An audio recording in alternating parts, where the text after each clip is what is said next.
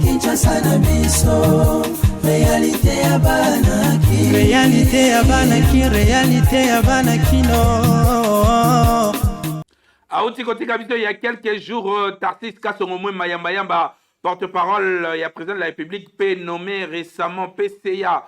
Il y a Agence congolaise des presses, président de la République Félix Antoine Tshisekedi Tshilombo a Québec Otal la veuve Oyatika Bana pour na consoler bango pambate pasi ezali na kati ya mutema na édition lelo. Formation obligatoire pour na bana nyonso balingi kokota na université discutable pambate ba infrastructure ezali kolanda te na édition lelo bokolanda Augustin Aimba éducateur social expérimenté na Suisse a kopesa biso expérience ya bana biso ya RDC oyo ba botama kuna bana ya mboka kasi ba kota musala ya militaire kuna na Suisse na édition lelo bokolanda yango esengeli boye ba pek artiste musicien Ferre Gola Jésus de Nias auti kozwa disque d'or na cadre ya nzemona ya dynastie na Sony Music esalami avec un partenaire idéologie na Afrique du Sud bokolanda yango mokolo ya lelo nazali na plaisir ya kopresenter bino kanbe bo continuer toujours kolanda biso to kotika bino jamais to continuer toujours ko pesa bino information avec impact na idéologie.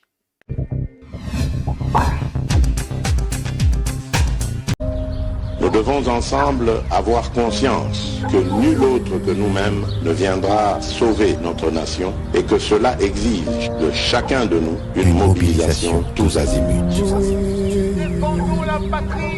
Peuple congolais, il est temps de nous lever, de nous serrer les coudes et d'agir pour défendre notre patrie, notre intégrité territoriale et l'intangibilité de nos frontières. La République démocratique du Congo est victime d'une nouvelle agression rwandaise et des actes criminels et terroristes du M23. Ils ont juré de compromettre l'élan de notre progrès, nous diviser et perpétuer le pillage de nos ressources naturelles. Le sang a trop coulé, de vies sont fauchées, notre faune patrimoine mondial est détruite. La situation humanitaire est alarmante. Nous avons un devoir sacré de résistance patriotique et populaire. Pour cette cause nationale, mobilisons-nous.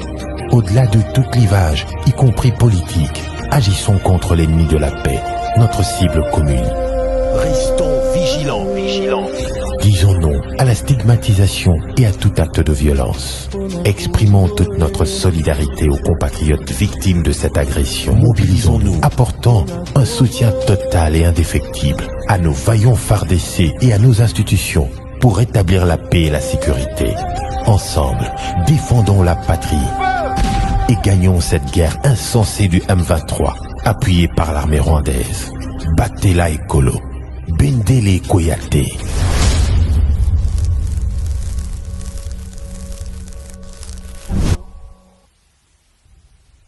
Chef de l'État Félix Antoine Tshisekedi Tshilombo a visité veuve. Il y a Tarsis Kasongo Mwemba Wazala qui porte-parole na PCA. Il y a Agence congolaise de presse. Bolanda reportage Oyo. Mokolo ya lundi 21 novembre 2022, chef de l'État Félix Antoine Tshisekedi Tshilombo akendaki kotala bongo veuve ya Tarsis Mwemba oyo akufaki bongo le 12 novembre 2022 na clinique Ngaliema. Chef de l'État Félix Antoine Tshisekedi Tshilombo na susi ya kovaa na batu malamu nde akomaki na famille pona ko assister bango na ka oyo ekomeli bango ya liwa ya Tarsis Kasongo Mwemba oyo azalaki bongo journaliste de profession pe akomaki porte-parole ya chef de l'État avant ba nommé PCA ya Agence congolaise de presse. Félix Antoine Tshisekedi Tshilombo a consolé famille pe apesi ba conseil ya encouragement et pas ya famille oyo ezali éprouvé. Livre ya condoléances ezalaki bongo signé et pas ya directeur ya cabinet ya chef de l'État Guylaine Nyembo nde asignaki livre oyo ya condoléances. Sika ete molimo ya Tarsis Kasongo Mwemba epema na kimia.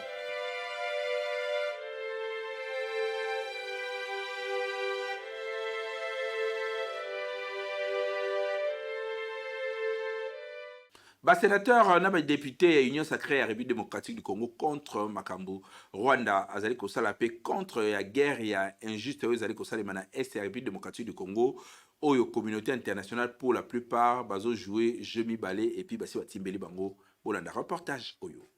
Random des honorables députés nationaux adressés au secrétaire général de l'ONU et à tous les pays membres des Nations Unies concernant l'agression de notre pays, la République démocratique du Congo par le Rwanda. Ba député membre ya Union Sacrée ba déposa ki memorandum na bango na ambassade ya Grande-Bretagne, France ya États-Unis pe na MONUSCO lundi 21 novembre 2022. Ba député Union Sacrée au babenga makaba révolutionnaire bazali ko exiger na Nations Unies, Union africaine pe ba organisation régionale batika ko soutenir Rwanda. Peba longola embargo oyo ezali kopekisa na République démocratique du Congo kosomba ba minduki tope biloko ya bibundeni. L'Union africaine et toutes les organisations sous-régionales, alors que nos enfants, frères et sœurs, heurtent et meurent sans abri ni assistance, exigeons aux Nations Unies, à l'Union africaine et aux organisations sous-régionales ce qui suit. 1. L'arrêt de tout soutien au Rwanda, qui ne cesse de faire couler le sang des Congolais et piller les richesses de notre pays. Côté na bango ba sénateur membre ya Union Sacrée, bango pe basalaki déclaration oyo, liboso ya palais du peuple, bazali ko condamner encore une fois de plus agression ya République démocratique du Congo et pas ya Rwanda na Uganda na nzela kaka ya ba rebelle oyo ya M23. Ba sénateur membre Union Sacrée balobi ezali injuste comme na RDC oyo ezali membre ya Nations Unies, Union africaine, pays ya organisation régionale ebele. Ba député basengi na gouvernement batika ko participer na ba activité internationale pe ba suspendre nanu participation na bango na francophonie. Kasi selon ma information oyo ezali ko circuler, toyebike ba assise oyo ya Nairobi pour parler, il faut et continuer entre République démocratique du Congo na ba rebelle ya M23 kuna na Nairobi na mikolo oyo ezali koya.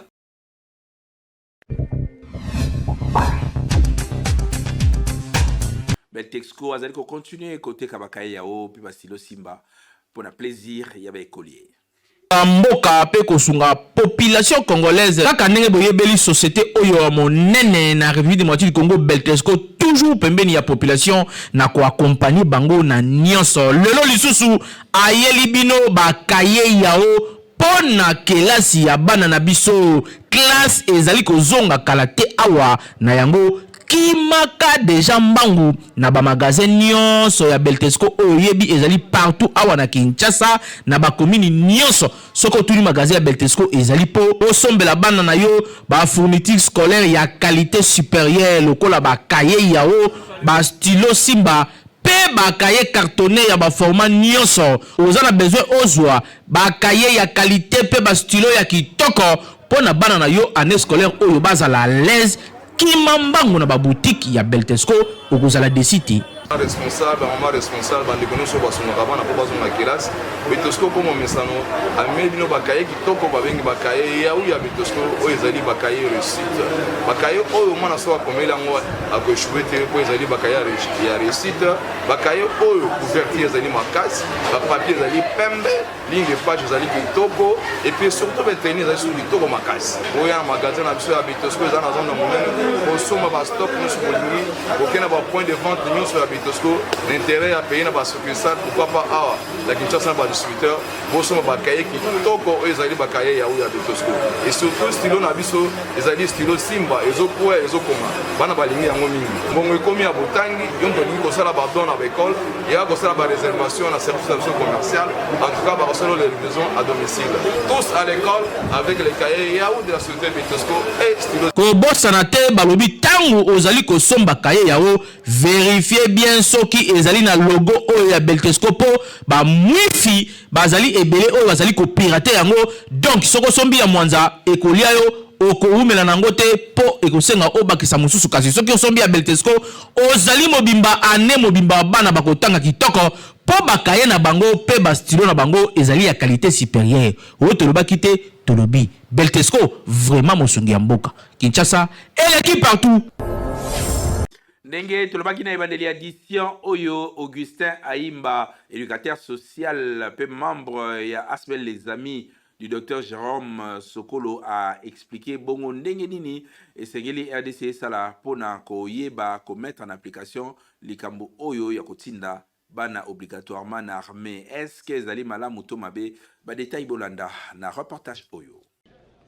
Formation militaire ndenge bandeko ya EPS, c'est-à-dire enseignement supérieur pe universitaire, bazali ko projeté yango ezala obligatoire na bana nyonso bani kokota na université et préoccupé bato ebele pamba te bato bamituni na centre de formation nini to bakoyekola esika nini po te parents andima kopesa mwana na ye akende musala ya kisoda et pourtant na bamikili ya poto basoda bazali na vie moko kitoko, c'est-à-dire salaire ezali problème te kolia komela kutu koloba te bango basalaka musala sans koluka corruption to sans koluka kanyaka. Mais awa na Kinshasa musala ya kisoda nanu ebandi kopesa posa te, nanu ebandi ko inspiré te, ndenge nini boko rendre yango obligatoire? Est-ce que bato wana ba raisonner to balobi kaka na euphorie na cadre ya mwanza oyo esalemaka na mikili ya poto?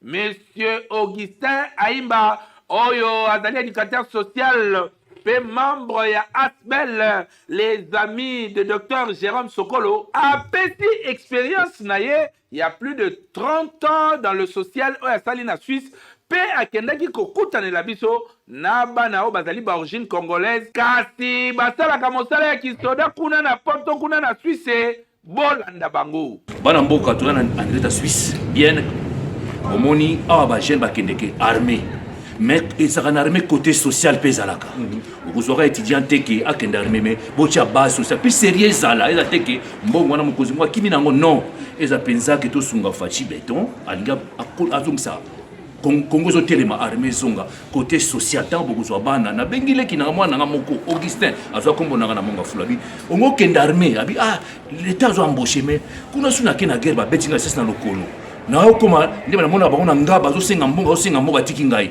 yango bozala côté social bo assurer ba militaire qui soit assuré au cas où retraite za ndenge nini social. Congo a tous les moyens, les coltans, les cuivres, la nature, les terres arables pour mboka et éléments armés. Parce que on est pas jeune, ceux qui guerre coach ba kozo bango parce que ba sala armé. Mais ba za cuisinier, moi na biso matadi, ope moi na biso ba Congo. Hein, ba petit na biso ba Suisse. Yango na ngala lexana KNB Kinshasa, l'émission Pona. Bon, idée armée ça qui toko mais militaire faut appeler social na yaza l'assurer pour motiver na musala na ye na mokili ebongaka koyoka façon pe batu mususu ya diaspora bazali kolinga kosunga RDC po ekende liboso ezali penza malamu. Augustin Aimba oyo azali éducateur social pe membre ya ONG les amis de docteur Sokolo azali vraiment kosala mosala ya solo pour la mobilisation ya ba jeune pe prise de conscience ya ba congolais bisika nyonso bazali baye bakosunga mboka baye bakotia maboko pour développement ya RDC ezali likambo ya mutu moko te ezali likambo ya batu nyonso boye nde ezalaka papa Augustin Aimba awa na République démocratique du Congo bana mboka babeteli yo maboko.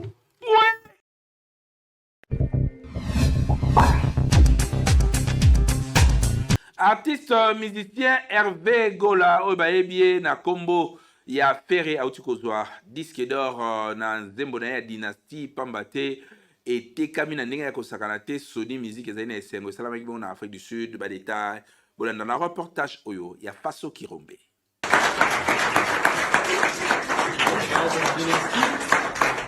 Nani alobaki ke akozwa disque d'or te nani alobaki ke disque d'or ezali basani ya ndako ya mutu moko artiste musicien Ferré Gola Jésus de Nias mukonzi ya bayembi dirigeant ya chorale ya Lola auti kozwa disque d'or na Sony Music avec un partenaire idéologie tala ndenge babengi ye awa bapesi ye disque d'or ya masolo ya dynastie avec un partenaire idéologie. Parmi les richesses de la République démocratique du Congo, tu bien yango bien. Or, manganèse, coltan et cobalt. Mais mongongo ya ferre, ndenge ya palola kanarumba, ezali na concurrente. Ezali ya koyimda mabe, bagolo nyoso batelemi.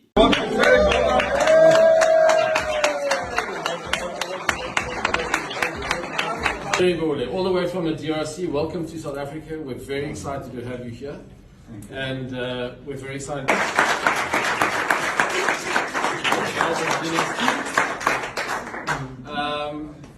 Terry, I want to say without question. Boyende ezalaka disque d'or oyo ezwami na Afrique du Sud na Sony Music. Toyebi malamu Sony Music expérience nango na makambo ya musique na monde entier. Mon côté na terrain ezali kutu ya kosamba te. Pamba te ba maison mususu ezali kaka crédible na bakwa na bango mais o ezali monde anglophone baje ezalaka te bango nde bafandisa industrie ya musique ya solo pe tango bandimi feregola c'est que disque d'or oyo ezali ya ntaka te bazwa na bango ba disque d'or bakosa tala disque d'or yango yo Jésus de Nias feregola.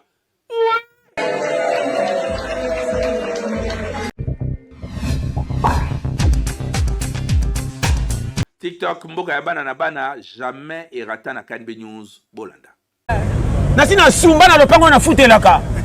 Na kwa ndako lokwa mwa muke. Tokomi le trois papa lopango zesa na pesa mbonga ndako. Na tambo na teme mbonga ndako na zui. Na makokite. So na komuka ya so papa lopango koti ngana ye. So na bimi tango yana na la mukite. Ayako timbela ofungola wese bokanga bo pesa ngaka kadena. Na 10 ans wese kadena. Yango babomi mbongo na wese eni. Comment c'est comme na kadena? Ote eza wese, on comprend très bien. L'andanga bien. Na beti kaki me 19h30 tu peux on peut citer Zambezate, maman nange indi. Na tela ka chance théâtre basela. La rekoki théâtre ba tutuna banda ko Puis ça ne pas comme problème ngabi na foot la ka na kosumba awa. Sakana challenger. Na kenda na coin. Olandika bien. Maman, kana challenger.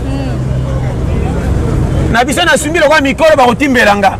Fona sumba kwa bana na kaliki ile ndenge na kola kabana mke basumba ka ndenge ni ba mke basumba ka 3 places basumba ka 1 munene 2 à moitié 3 orientation na beti beka jewana yo saka na challenger yo kana te bisayo na yo papa ta una simbi bwesko na yose la sona kato ndire sangwa matanga so ba bia mukolo ba kotimbela ngaye na vandika na kaka yo ka mukomi na tongo mbana ni basali boyo kanga akite problème c'est nga suite teli aba yo challenger la liawa yo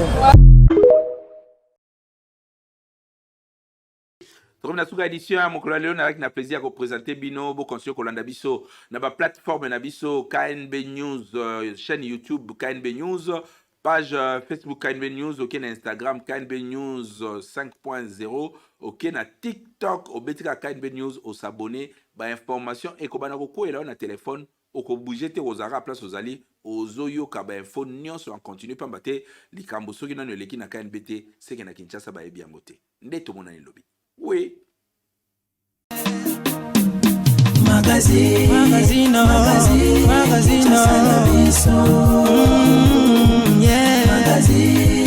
Magazine Kinshasa na biso réalité ya bana ki réalité ya bana kino